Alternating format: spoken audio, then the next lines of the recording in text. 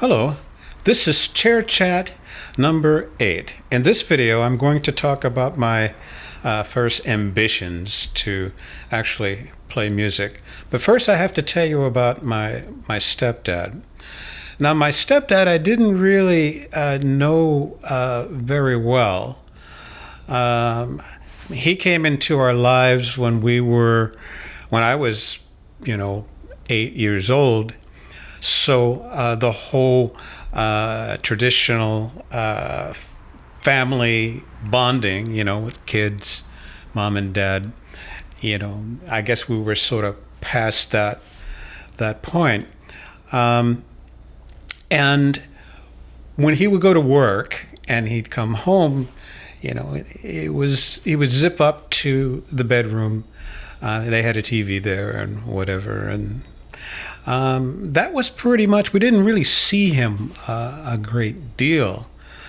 It seemed that he and my mother had a wonderful relationship compared to the bit that I remembered about my dad and my mother, where they were always fighting, or at least I remember, those particular fights. But in terms of my stepdad and my mother, I don't ever remember these guys ever having any kind of fight that way. So they either kept it away from the kids, which isn't a bad thing, and as far as my mother was concerned, he was it. And as far as discipline goes and all that, well, we didn't really have any issues. I mean, we were knuckleheads, as kids, particularly, the boys, but we really weren't that bad. But one of the things that kind of made things a little awkward with me and my stepdad was my stepdad was sarcastic. And it took years for me to understand that he was actually a very funny guy. I mean, kids don't really quite get sarcasm. It's just, particularly if you're a very sensitive kid, because sarcasm can sound mean. But again, like I said, as I got older, I realized, oh, now I get it. He was actually very funny. But one of the things that he did that was very influential in my music curiosities and all that was he was a big Hugh Masekela fan. Now, let me state that I was already playing a little bit of the guitar, certainly at this point, spending more time drumming. But as far as the guitar goes, it's not like, hey, I'm playing the guitar and I'm taking lessons and kind of learning, things, even though I'm left-handed, but more or less, as formal as it gets. Keep in mind, or I have to remind myself that I only played with like one string. That's all, I cared about. It was just one string. I didn't care about the other strings. And at this particular time, In-A-Gadda-Da-Vida was like a hit, right? And you can play that song on one string, and that's what we did, So, we'd play In-A-Gadda-Da-Vida on one string. Now, that record, I'm Butterfly, that was a really, really revolutionary when it came out. It set a big trend that a lot of other artists had followed. So in other words, I recall that there were other records, other artists that would do the same thing. I guess they called them concept records. Sly and the Family Stone, for example, they had a record very similar where one side of the record was just one whole song. Now, In-A-Gadda-Da-Vida, one side, the whole song, and it probably was 16 minutes, no more than 20. I think vinyl, at that particular time didn't exceed 20 minutes. That was about the most you can get or the quality would deteriorate. So they usually didn't go over 20 minutes on a lot of vinyl. So now Sly Stone comes out with a similar concept where he had a song called Sex Machine. That was just one side of the record.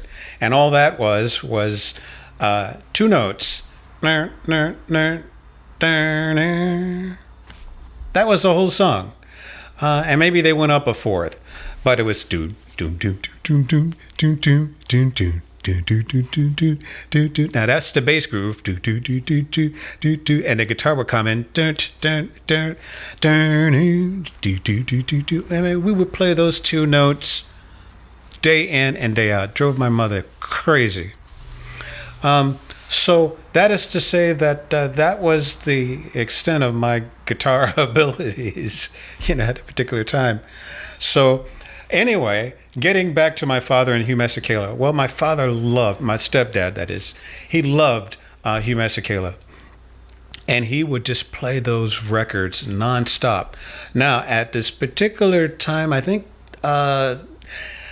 Hugh Masekela had a hit, Grazing in the Grass, 1968.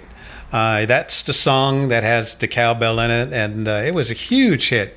Ba-dee-da-da-da, cowbell. And, well, my father, I don't think that was one of his favorite songs, some of the other songs. Now, Hugh Masekela was a South African trumpeter, known as the father of African jazz, South African jazz. And, my stepdad would just play these records, all the time. Now, keep in mind that record players, at that time, if you played something, either you would put your 45, your single or your record, in stacks. It would play one record, and then once it's done, the next record would fall down on top of that, and then it would play that, and et cetera, et cetera. Or if there was just one record, that record will be played over and over and over again until somebody changed it, which basically meant that you were either going to love that record or you're going to hate it. Well, as it turned out, I loved Hugh Masekela. Just loved it. So now I'm in the 7th grade. And the first day of school, we're told that, hey, you can pick out any band instrument, that you want.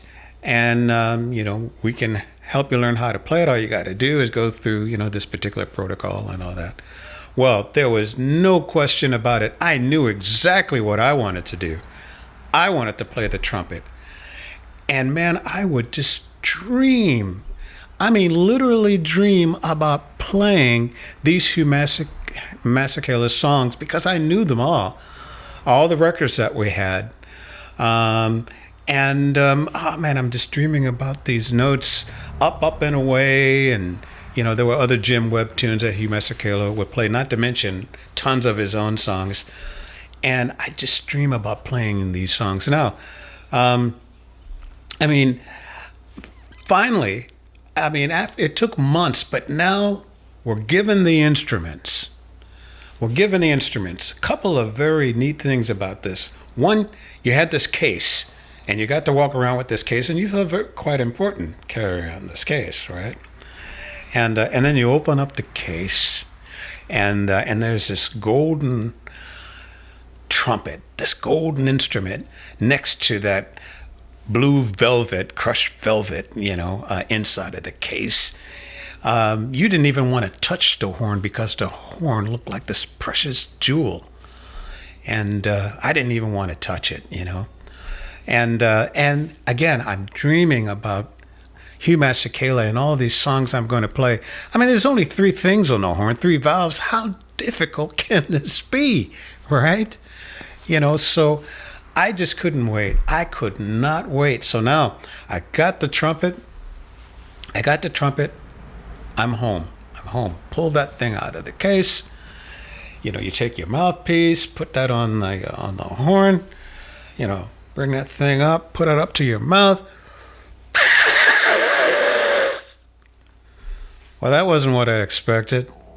Um, I decided that maybe I ought to stick with the guitar. So, anyway, I will leave you with that, and I certainly will tell you more. If you can make a donation, it will be greatly appreciated. And a big thank you to those who have made a contribution. I will leave you with that, and I will say I will see you next time.